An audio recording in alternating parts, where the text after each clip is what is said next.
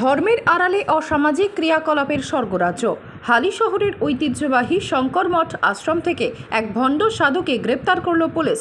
ধৃতের নাম লিটন। আশ্রমে সাধু বেশেই সে পরিচিত। দীর্ঘদিন ধরে তার বিরুদ্ধে জমা হওয়া অভিযোগ ও ক্ষোভের বহিঃপ্রকাশ ঘটল বুধবার। উত্তেজিত এলাকাবাসী এই ভণ্ড সাধুর গেরুয়া বস্ত্র টেনে ছিঁড়ে ফেলে এবং গণধোলাই দিয়ে তাকে পুলিশের হাতে তুলে দেয়। স্থানীয় বাসিন্দাদের অভিযোগ, সাধুর ছদ্মবেশে দীর্ঘদিন ধরে এই আশ্রমে নানান অনৈতিক কাজ চালাচ্ছিল লিটন। এলাকাবাসীদের মূল অভিযোগ, আশ্রমের পবিত্রতা নষ্ট করে প্রতিদিন সেখানে জুয়া, মদ এবং গাঁজার আসর বসানো হতো। স্থানীয়দের দাবি, রাত 8টার পর মহিলাদের আশ্রমে ডেকে পাঠানো হতো এবং জোরপূর্বক বিভিন্ন অসামাজিক কার্যকলাপে লিপ্ত হতে বাধ্য করা হতো। সাধারণ মানুষকে বন্দুকের নল দেখিয়ে ভয় দেখানো এবং প্রভাব খাটিয়ে জমি ও সম্পত্তি হাতিয়ে নেওয়ার একাধিক অভিযোগ রয়েছে এই ব্যক্তির বিরুদ্ধে। এলাকাবাসীরা আরও জানান, কেউ এই অন্যায়ের প্রতিবাদ করতে গেলে তাকে রাজনৈতিক ক্ষমতার ভয় দেখানো হতো।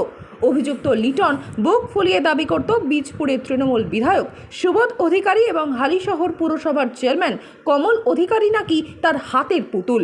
এই প্রভাবশালীদের নাম ভাঙিয়েই এতদিন ধরে এলাকায় সন্ত্রাসের পরিবেশ তৈরি করে রেখেছিল লিটন। অবশেষে ধৈর্যের বাঁধ ভাঙায় এদিন শঙ্কর মঠ আশ্রমে চড়াও হন উত্তেজিত এলাকাবাসী। অভিযুক্ত লিটনকে টেনে হিঁচড়ে বাইরে বের করে আনা হয়। ক্ষুব্ধ জনতা তার গা থেকে গেরুয়া পোশাক টেনে খুলে নেয়। উত্তম মধ্যম তাকে গণধোলাই দেওয়ার পর খবর দেওয়া হয় হালিশহর থানায়।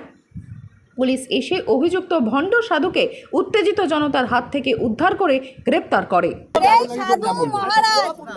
সাধু মহারাজ ইনি সন্দেশখালীতে শেখ জাহানের মতো হালিশহর 15 নম্বর ওয়ার্ডের মহিলাদের ডেকে বলতো, মা বোনেরা তোমরা সন্ধ্যাবেলায় আসবে, এসে পিঠে তৈরি করবে। এবার সাধারণ মানুষ আপনারাই এই যে সাধু রূপী এই যে ভণ্ড সাধু যাকে বলে এর বিচার করবেন।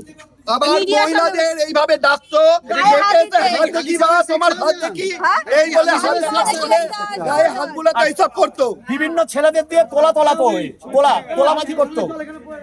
তারপর তো 7টা জুয়া তো ছিল। আর মেয়েদের 10 বছর আগে সেই মেয়েটি নিয়ে মেয়েদের হাত ধরে হাত দেখি বাবা তোমার দেখি এরকম করতো।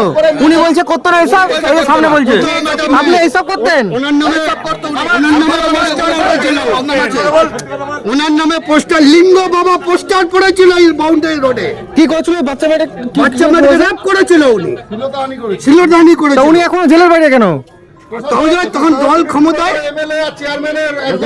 ক্ষমতায় তৃণমূল করতে মিলিত ছিল, পার্টি ছত্রছায়া ছিল, কিন্তু উনি তো ক্যামেরার সামনে বলছে এইসব বিষয় পুরো মিথ্যে নয়। উনি জানে এখনো সেই মেয়েটির বিয়ে হয়ে গেছে।